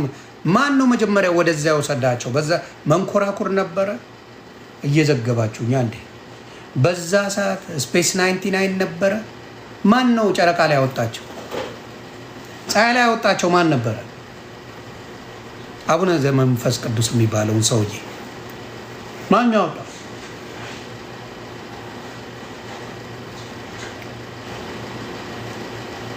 ይሄ ነገር ይታመናል? ታምናለህ? እውነት ሰው የሆነ እውነት ህሊና ያለው ሰው ይህን ያምናል? ፀሐይ በላይ ሆነው 50 ዓመት ምግብ ሳይበሉ ምንም ሳይጠጡ መሬት ሲነኩ እሳቸው በቀለና በአንድ ሰከንድ በቅሎ በአንድ ሰዓት ውስጥ ሌሎቹም አራዊቶች መመገብ አናብስቶች መመገብ ጀመሩ አለ። ስማ ያጨለማቸው ሆነ። ክብርና ምስጋና ለአምላካቸው ይሁን። ስንት አራዊት ሊበሉ የሚችሉ ሰው ሰብረው ሊበሉ የሚችሉ ያንን ሁሉ እርግፍ አድርገው ተዉ። እኔ በምኖርበት ዘመን ምግባችሁ ምድሪቱን ስለረገጥኳት የምከፍለው ዋጋ እናንተ መቀለብ ነው አለ ገብረ መንፈስ ቅዱስ ታላቁ አባት አቡነ ገብረ መንፈስ ቅዱስ። አንድ ቀን እኔ ያልቀመሰ እንደተወለደ ለስሉስ ቅዱስ ሰገደ። ከጠባብ ወደ ሰፊ ከጨለማ ይሄ ነው እንግዲህ ትምህርት።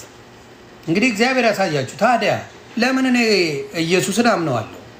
ይሄ ሰውዬ እንደፈለገ የሚያደርግልኝ ከሆነ እሱም ቡሌ ዘክሬ እምበላውን ለጀለሶች የገብረ መንፈስ ቅዱስ ቡሌ ነው እያልኩ እያበላው ለምን ገነት አልገባም? ንገሩኝ። የገብርዬ ቡሌ ነው እያልኩ ኧረ ጨረቃ ላይ ነበረ ከባድ ሚዛን ነው። የገብርዬ ቡሌ ነው እያልኩኝ ጀለሶችን እያበላው እንዴት አልኖርም ታዲያ? ምድር ላይ እንደፈለግኩ ኃጢአት እየሰራው እንዴ ምግብ በልቶ አቅ ውሃ ቀምሶ አቅ ምን አርጎ አቅ እንደዚህ ተብሎ የሚነበብለት ገብርዬ ነው ያለው። ከባድ ሚዛን ነው። እንደዚህ አይነት ቅጥፈት አደ ደግሞ ቤተክርስቲያን ላይ እኮ ነው የሚናገረው። ቤተክርስቲያን ላይ ምንም ችግር የለባቸውም እንደዚህ ብለው ሲያስተምሩ። ይሄ ምለው ቴክኖሎጂ ይባላል።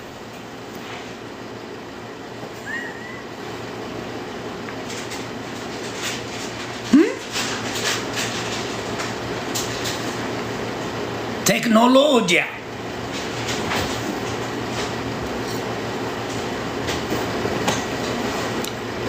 እንቀጥል። የአባቶች እግዚአብሔር ምስጋና ይግባ፣ ለስሉስ ቅዱስ ምስጋና ይገባል አለ። ክብርና ምስጋና ለአምላካችን ይሁን። ለእግዚአብሔር የሚሳነው ነገር የለም። የስድስት ወር ጽንስ በማኅፀኗ ነው በድንግል ማርያም ድምፅ ደስ ብሎት ዘሏል። የሉቃስ ወንጌል ምዕራፍ 1 ላይ ገብረ መንፈስ ቅዱስ እንደተወለደ እህል አልቀመሰም። ቀጥታ የገባው ወደ መንፈሳዊ አገልግሎት ነው። ከተወለደ በኋላ ማን ያስተማረው ቀጥታ እንደተወለደ? ማን ኢየሱስ እንኳን ቀጥታ ተወልዶ ወደ መንፈሳዊ ነገር አልገባም። ኢየሱስ ጌታችን እነ ዮሐንስ የተወለዱት ቀጥታ አልገቡም። ኢቭን ቅድስት ድንግል ማርያም ቀጥታ አልገባች። ቅዱስ ገብርኤል መጥቶ ያናገራት ጊዜ ነው አይደለ? ከዛ በኋላ ትንቢቱ እንትንላ በመንፈስ ተሞልታ መናገሩን ላይ ጀመረችው። ያንተ ገብርዬ ግን ከባድ ሚዛን ገና እንደተወለደ ነው አገልግሎት የጀመረው።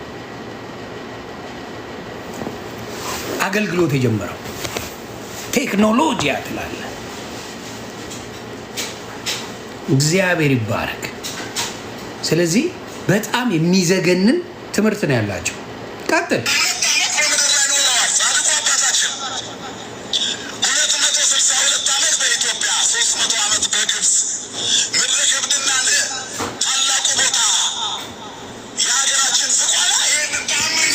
ስንት ዓመት ነው የኖረው?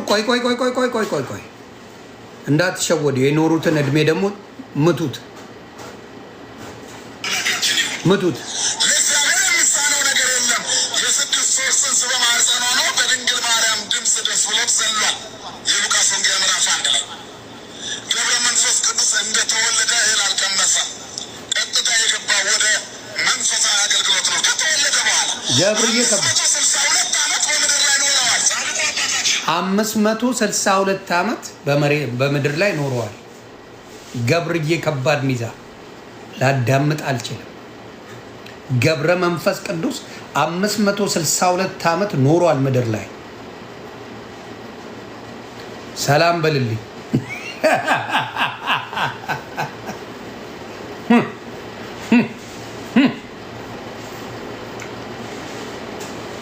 ኮፒ ሊንክ እያደረጋችሁ ጉዱን ስሙ።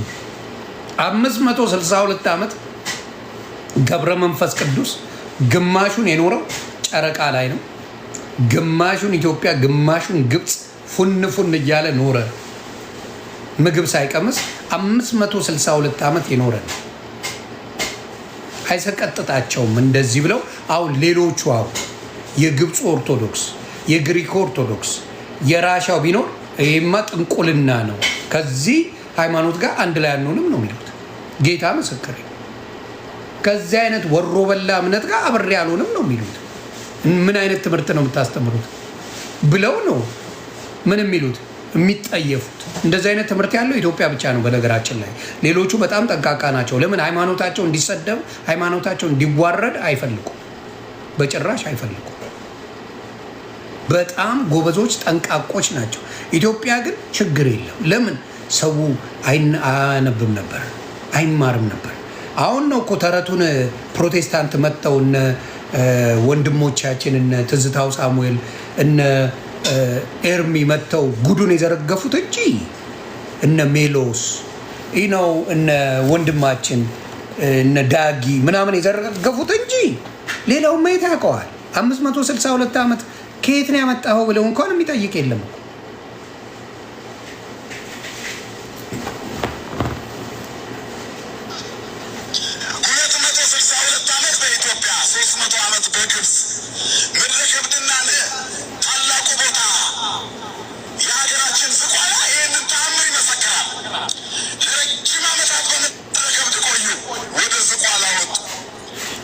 ዝቋላ ይዘቅዝቅ። ይሄ ዝቋላ የሲኦል ቦታ መሆኑን በዛ ታያለህ።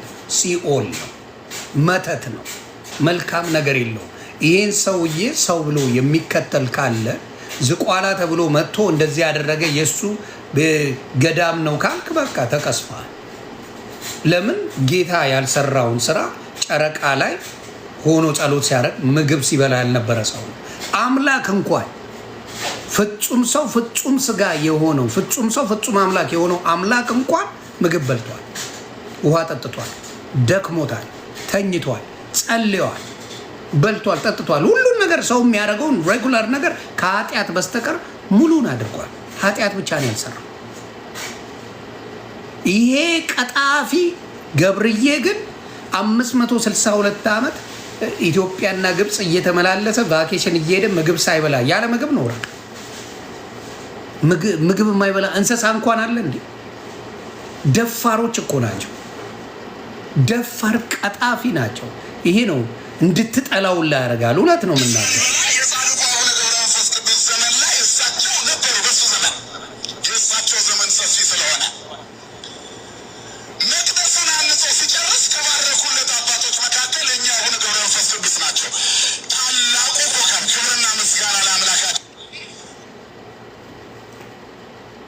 ጌታ ይቅር ይበለኝ።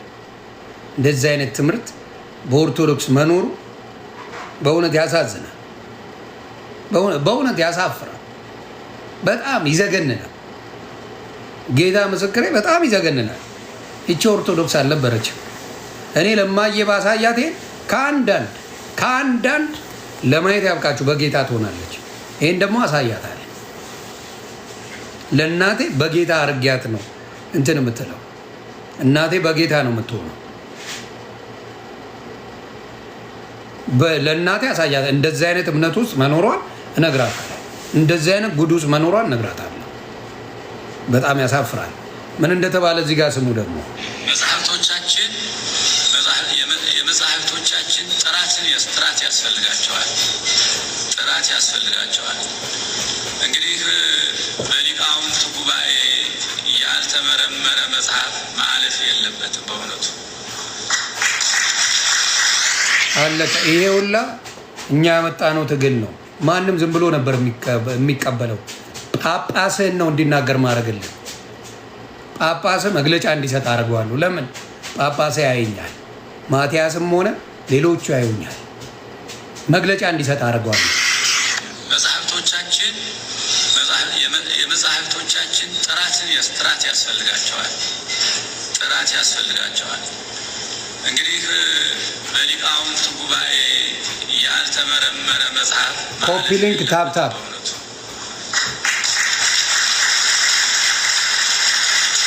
መጽሐፍቶቻችን ይሄን ነው የመጽሐፍት ጥራት ሳይሆን ማቃጠል አለበት እያልኩ ማቃጠል።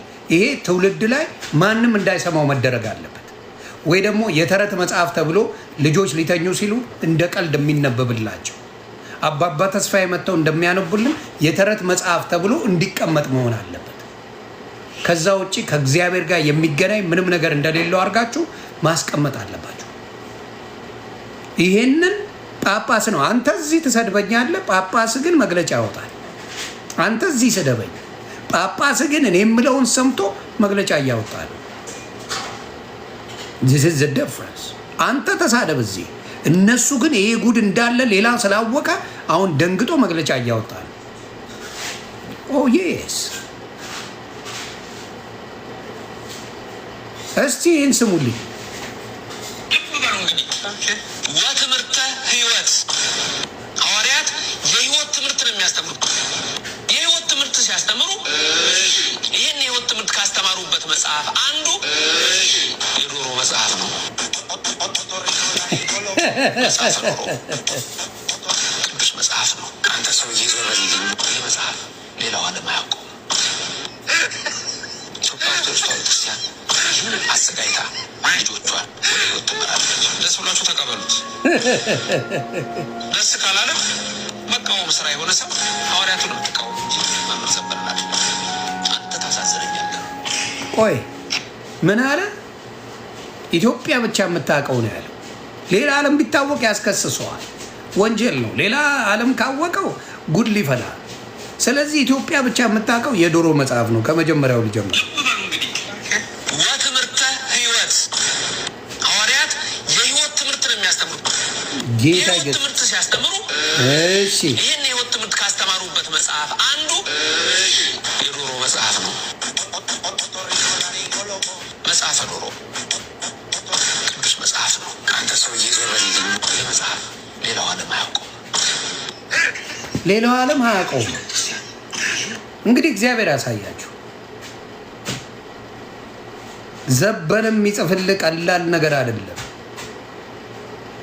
ዘቤ መጽሐፈ ዶሮን ያስተምራል። ሌላ ዓለም ላይ የለም። ሌላው አያውቀውም። የምታውቀው የኢትዮጵያ ኦርቶዶክስ ተዋሕዶ ብቻ ናት። ባለፈው ደግሞ 12 ሐዋርያቶች የዶሮ ብልቶች 12ቱ ቆዳው ማን እንደሆነ ይሁዳ ይመስለኛል። ቆዳው ሌላውን እኔ የኃጢአት መግባት አልፈልግም። ይሁዳ ያው ስለካደው ቆዳ ነው።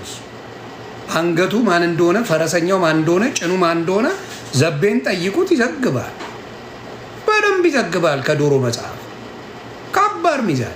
ስለዚህ ዳቢሎሳዊ አስተሳሰብ ትምህርት ኦርቶዶክስ ውስጥ በጣም ገብተዋል። ዳቢሎሳዊ እርኩስ መንፈስ ትምህርቶች ገብተዋል፣ ተቀላቅሏል።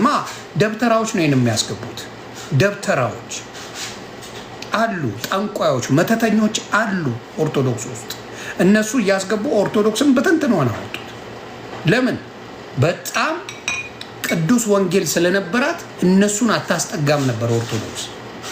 ላጥ እያደረጉ እየጻፉ ይከትላል። የዶሮ መጽሐፍ ይላል። ገብርዬን ያመጣል። ገብረ መንፈስ ቅዱስ 562 ዓመት የኖሩ ናቸው። ጨረቃ ላይ ምናምን ነገር የመጨረሻ ምግብ የማይቀምስ ነው ምናምን ብሎ ደብተራው ይከትላል። ኦርቶዶክስ ትቀበላለች። ኧረ አሪፍ ነው። ይህማ በጣም ከባድ ሚዛን ነው። ጸሎት ያደርጋል። ወሮ በላ እኮ ነው። ሌባ እኮ ነው። የኢየሱስን ክብር ያዋረደ እኮ ነው። አዳም ራሱ በኃጢአቱ ጥረግረ ብላ የተባለውን እኮ ያሳተ ነው። እግዚአብሔር ተሳስቷል እያለ እኮ ምግብ አይበላም ካለ እግዚአብሔር ተሳስቷል፣ አምላክ ተሳስቷል የሚል ወንጌል ይዘው መጣ። እንቀጥላለን። ታፕታፕ ኮፒ ሊንክ እያደረጋቸው የኔዎቹ የዶሮ መጽሐፉን እንግዲህ ፈጣሪው ናቸው። ሌላም ደግሞ ፈታ በሉ ትንሽ። መንገድ ላይ የተገዛ የነጭ ፎቶ ወስዶ ይለጥፋል። ኢየሱስ ክርስቶስ ግን ነጭ አይደለም እንዴ! ድንግል ማርያም ነጭ እንዴ! ዘቤ ይሄማ ተሳስተ መሆን አለበት። ዘብዬ ይህን ተሳስተ ነው። ተው ዘቤ የኔን ትምህርት መስማት ጀምሯል። የኔን ላስላስ መስማት ጀምሯል። ዘቤ የኔ ትምህርትን በለው ላስላስ ዘቤ መስማት ጀምሯል። ለስጋው ዘቤ ያረገው ላይ የተገዛ የነጭ ፎቶ ወስዶ ይለጥፋል። ኢየሱስ ክርስቶስ ግን ነጭ አይደለም። ድንግል ማርያም ነጭ አይደለችም። ጉድ ፈላ። ግድ ሁሉ ነገር የኢትዮጵያን አይነት ይምሰል አይደለም። መንገድ ላይ የተገዛ የነጭ ፎቶ ወስዶ ለዘቤ መልሳችሁ አሳዩልኝ፣ በኋላ እንዳይክደኝ። ክርስቶስ ነጭ አይደለም፣ ማርያም ነጭ አይደለችም ብሏል ዘቤ። ይሁላ በየቤቱ የተሸጠው ስንት ሚሊየንስ ኦፍ ዶላርስ የወጣ በአበሻ ቤት ስንት በዶላር ቢያንስ 1 ቢሊዮን የሚገባ ስዕል የት ሊገባ ነው? የነጭ ስዕል ዘቤ ታው። እኔ ዶሮ ነበር የሚመቸኝ። አታጣላ። አሁን ደግሞ ጥቁር አድርጎ ይሳላት። ጥቁር ጌታን ጥቁር ማርያምን ጥቁር አድርጎ ይሳሉ ደግሞ ታው ዘቤ ታው። ዘቤ ምን እያልክ ነው? ጀለስ ታው።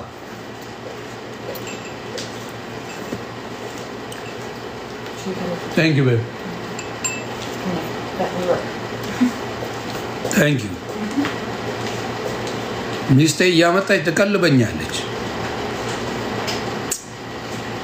ሸራተን የሆነች ሚስት ሰጥቶኛል። ኑሪልኝ። ሌላው ከዘቤ ሰምቶ ይመስለኛል ይሄ ሰው ታፕታፕ ኮፒሊንግ ቤተሰብ ኮፒሊንግ ከዘቤ ሰምቶ ይመስለኛል። ምን ብሏል ዘበነ? ነጭ አይደለችም ማርያም፣ ጌታም ኢየሱስም ነጭ አይደለም ብሏል። እና አሁን እንሂድ። የዘቤ ተማሪ ነው፣ ምሩቅ ነው የዘቤ።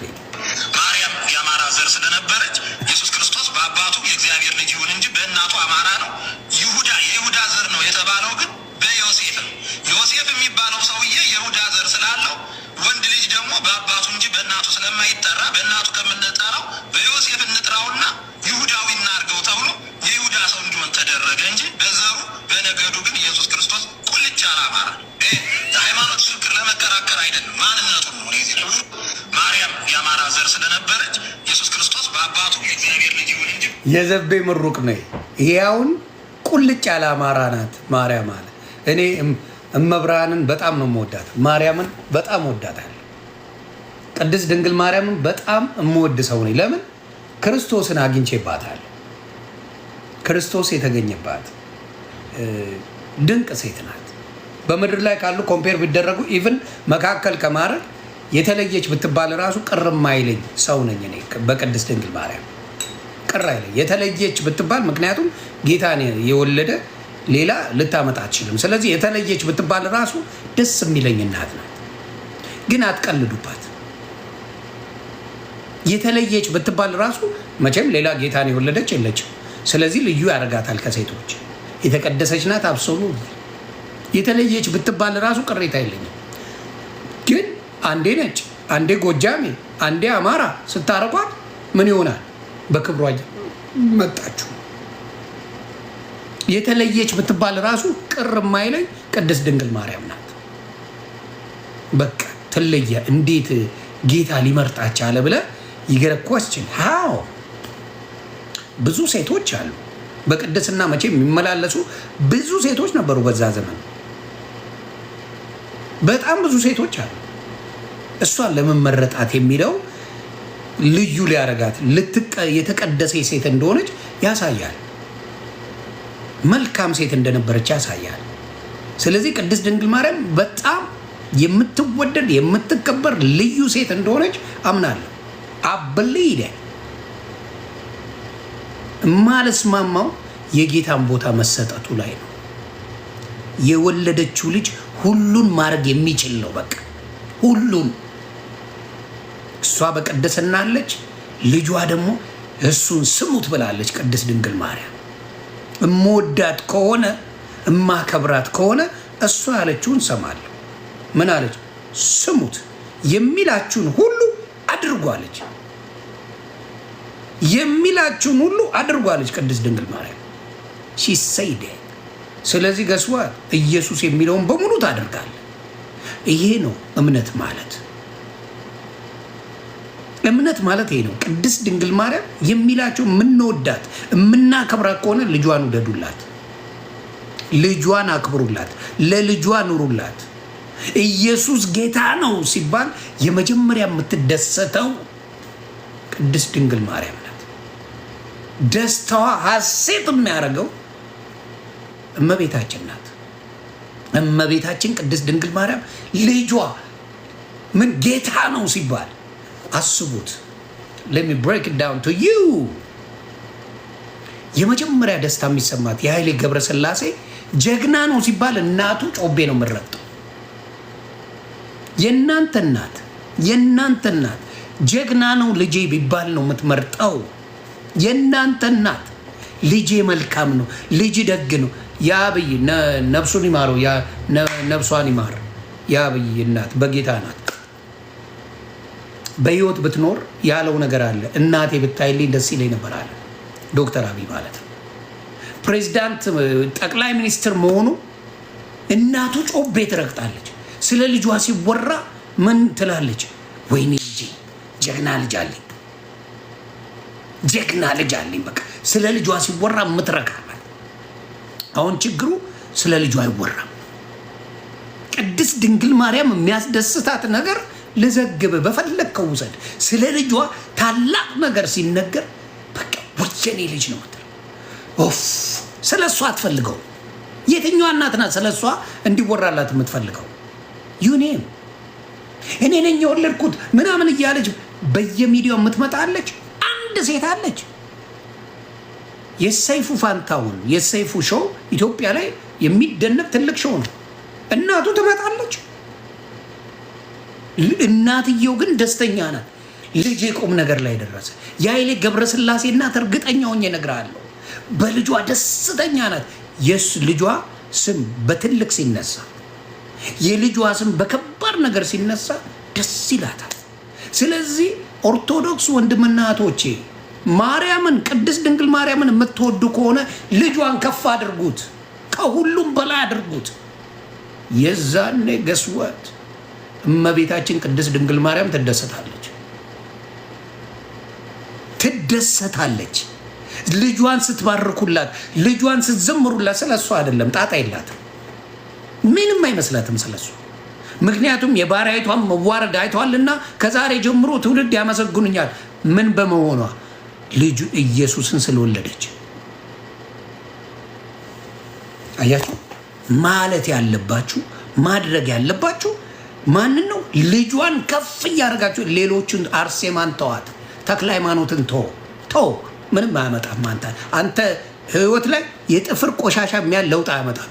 ትረስ ሚሆናስ ገብረ ገለመሌ የምትለውን አቡነ ገበለበሌ እሱ ይሄ ጊዮርጊስ ተው፣ ለውጥ አያመጣም። ቅድስት ድንግል ማርያም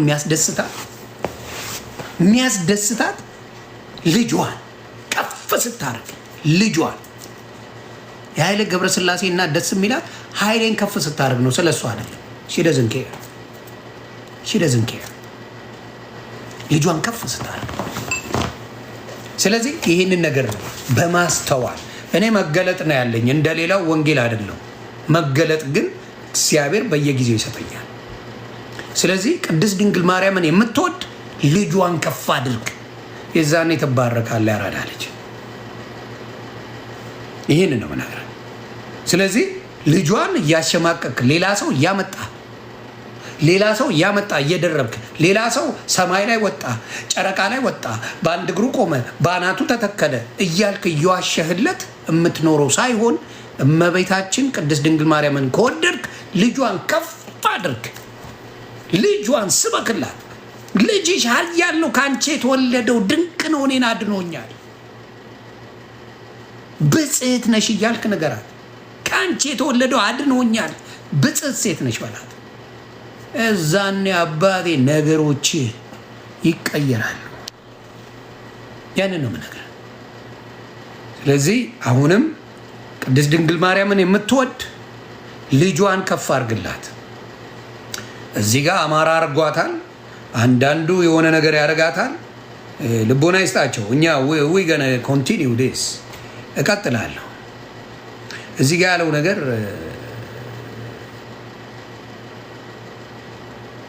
ምንድነው? እዚህ ጋር እስቲ በማመናቸው ብቻ የዘላለም ሕይወትን ያገኛሉ የሚል አጋንንት ተው፣ ፈልዬን ተው።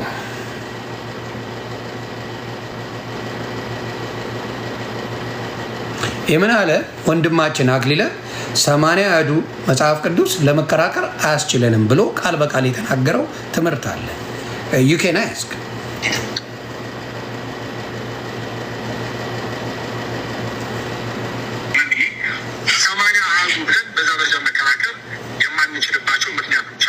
yeah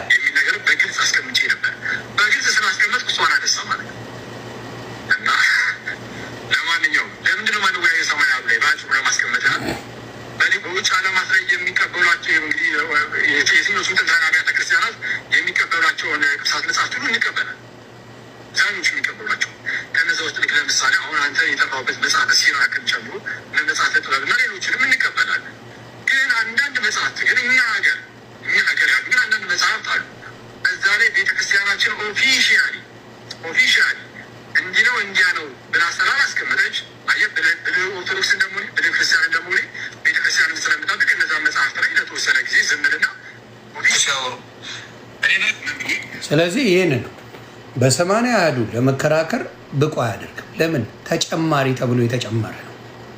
ተጨማሪ ብለው በእነሱ በመቻቸው እንዳልኩ የ562 ዓመት አቡነ ገብረ መንፈስ ቅዱስ ኖረ፣ ምግብ ሳይቀምስ 500 ምናምን ዓመት ኖረ ብሎ ነው የሚነግረህ። ይለው የሙታንን አምሳሪ መሬት የረገጠ ጊዜ እንስሳቶች አናብስቶች በሙሉ ምግብ እንዲበሉ አደረገ ነው የሚለው። ኢትዮጵያና ግብጽ ኖረ 300 ዓመት ኢትዮጵያ 262 ዓመት ግብጽ ኖረ ነው የሚለው። ብዙ ነገር ብቻ ትርክታል። ከሌሎቹ ጋር ማገናኘው ኢትዮጵያውያኖች ሲጽፉ ዋሽተው ቀጥፈው ነው የሚጽፉት። አብዛኛው በኢትዮጵያውያን የተጻፈው የሚጠቅም ነገር አልተጻፈም። ዋሽተዋል፣ ቀጥፈዋል፣ ጨምረዋል፣ የማይረባ ነገር ጨማምረውበታል፣ አበላሽተውታል። ስለዚህ ምን አድርጓል? ራስ ወንድማችን አይሆንም ብለዋል። የማይሆን ከሆነ አሁን ይህን ያሳዱታል። ይህን ስላለ አትጠቅም። ስለዚህ ይሄ ለውጥ የለም ለምትሉ ፈለገ የተናገረው የቅድሙን አሁን ያለውን ላሰማችሁ። ኮፒ ሊንክ ታብታብ እርግጥ ነው እኛ የኢትዮጵያ ኦርቶዶክስ ተዋሕዶ ቤተክርስቲያን አማኞች ቅዱሳት ስዕላትን እንግዲህ አብዝተን እንጸየፋለን። ምክንያቱም ኦሪት ዘጸአት ምዕራፍ 20 ከቁጥር 4 ላይ አምላካችን እግዚአብሔር በላይ በሰማይ ካለው በታች በምድርም ካለው ከምድርም በታች ከዋውስ ካለው የማናቸውን ምሳሌ ለአንተ አታድርግ፣ አትስገድላቸው፣ አታመልካቸውም ስላለን እኛ ክርስቲያኖች በላይ በሰማይም ከታች በምድርም ከምድርም በታች ከዋውስ ያሉትን የማናቸውን ምሳሌ አድርገን አንቀርጽም፣ ሰው አናመልክም። እርግጥ ነው እኛ ይሄን ያለው ወንድማችን ትክክል። ኦሪት ዘጸአት ላይ የሚለውን ቃል በቃል ተባርኮ ተናግሮታል። ጀን አስፈራሩት፣ ሰደቡት፣ ስሙ ሊጠፋ ነው፣ ቡሌ ሊቀር ነው። ምን ሊባል ነው? ምን ከሚቀር ያ ነገር ከሚቀር ምን ይምጣ? እኔ በቃ ተሳስቻለሁ ብሎ ማለት ነው። ጥቅሱን ከጠቀሰው ጋር አብሮ የሚሄድ ነው። ላንብላችሁ። ኦሪት ዘጸአት ምዕራፍ 20 ቁጥር 4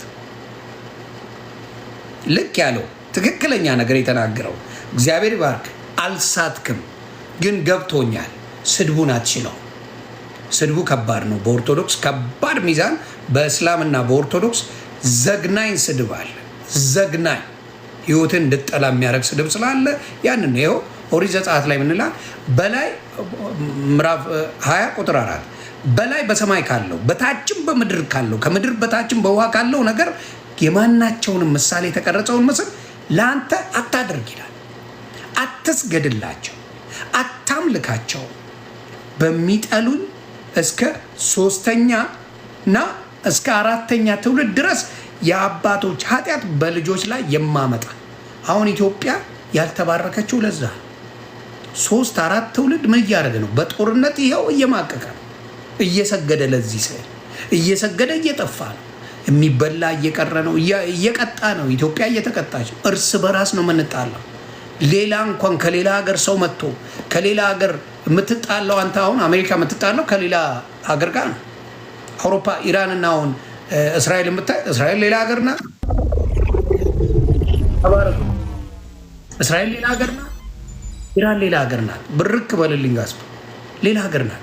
ኢትዮጵያ ላይ ይኸው ምን ቃል በቃል የሚለውን እያደረግን ምን ሽቶ እየቀቡ ነው ስዕሉን የሚሰግዱለት።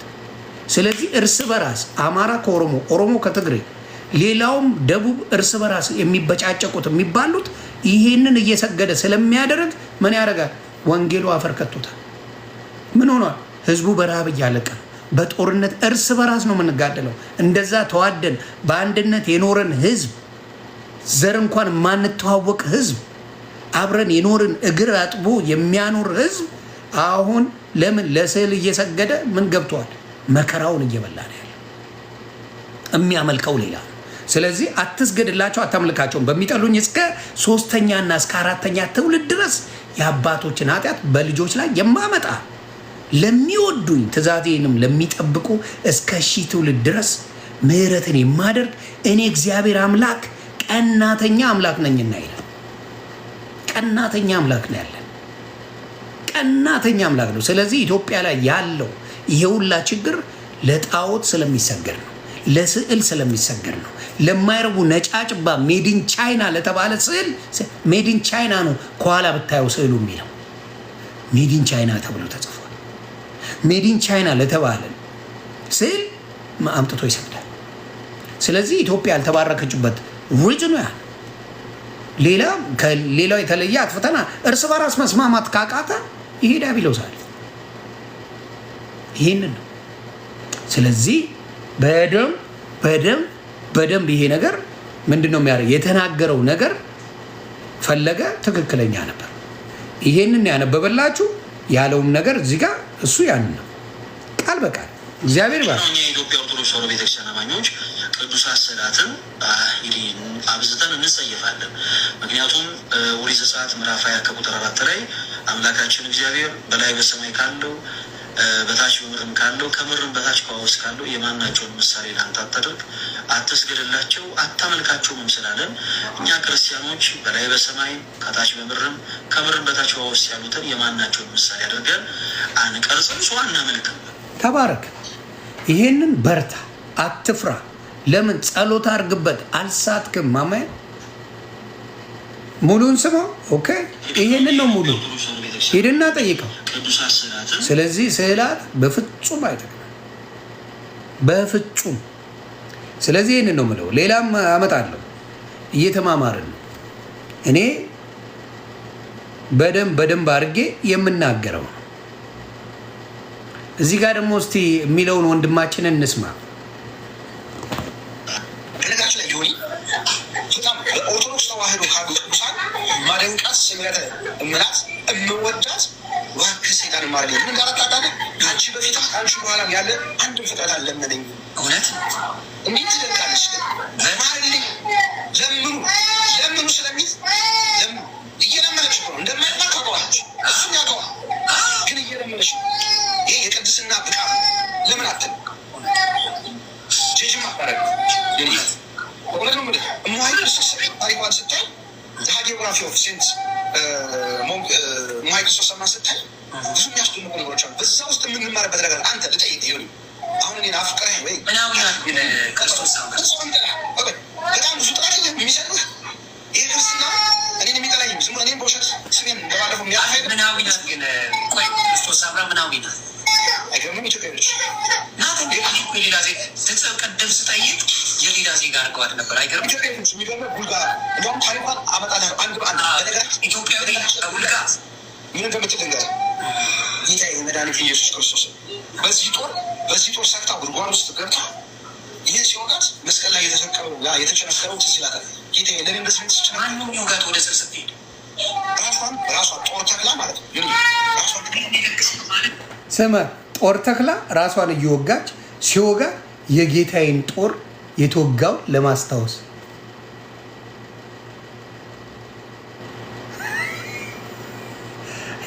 የቡልጋ ከባድ ሚዛን ናት። እንግዲህ አስበው። እንደዚህ ነው እንግዲህ የሚያምኑት። ጦር አድርጋ ጎኗን ሲወጋት ለጌታ እንደዚህ ስገዱልኝ ብሏል። እንዲሁ በጸጋው አይደል እንዲያዳለ እንዲሁ ለእኛ ዋጋ እሱ ነው የከፈለው። እሷ ለምንድን ነው የምትከፍለው? ምኑ ነው የሚያስከፍላት? ይህ ሁላ እኮ በስራ ለመጽደቅ ነው። አሁን እንደዚህ የምትወጋው እንዴ ተወግቼ የለ እንዴ አድነኝ ለማለት እኮ። ስማ ቴክኖሎጂያ ጉድጓዱን ከቆፈረች በኋላ እየሰገደች እንደ ወደዚህ ስትል ፊት ለፊት ላይ ጦር አለ ይወጋታል። ወደዚህ ስትል ይወጋታል። በአራቱ ማዕዘን ተክላ ያኔ ራሷን ትጎስመዋለች። ሰው ናት ገድል፣ ሰው ናት ገድል፣ ሰው ናት ሰድም የተያያ በራሷ ስጋ ላይ ነው። በቃ በራሷ ስጋ ላይ ጾም በጾሞች በንጽህና በስጋ ወደ አለመብላት ወደ መላእካዊ ባህሪ የሄደች ናት። ነፍሳት ግን አስበዋል። የሞቱትን ነፍሳት ወይም ደግሞ በምድር ላይ ኃጢአት የሚኖረው ሰይጣን ስላለ ነው። በምድርና በባህር ላይ ሲሆኑ ወዮላችሁ ስለተባለ ሰይጣንን ብትምረቡ ፕሊዝ ኦፕን ዩር ማይንድ። ሰይጣንን ብትምረቡ ኃጢአት የሚባል አይኖርም። እባክህ ማርልኝ፣ ነፍሳት እየሞቱ ሲሆን ላይ ግቡ እያለች እያዘነች ነው። እና እንዴት አታደንቃት? እውነት ነው። አሁን በጣም ሀሳብ ውስጥ እንድገባ ረቅ እኔ እኮ ሙድ አለ። ስለዚህ ጦር ምናምን በሰርክል አድርጋ ነበር ስትሰግድ ውግት እያደረጋት ነው እያልክ ነው አይደል? ለአምላኳ 24 ሰዓት 10,000 ስግደት 1,000 ሰግደት ታውቃለህ? በቃ 100 ሰግደት ታውቃለህ? ደካሞች ስትጸልይ አባታቸው መጽሐፍ ነው የምትሰግደው እንደ መንኮራኩር የሚገርም ምንም ረፍት የላትም። እንደ መንኮራኩር ነው የምትሰግደው 10,000 ስግደት። ብራዘር ይሄ ነው ትምህርቱ። ይሄ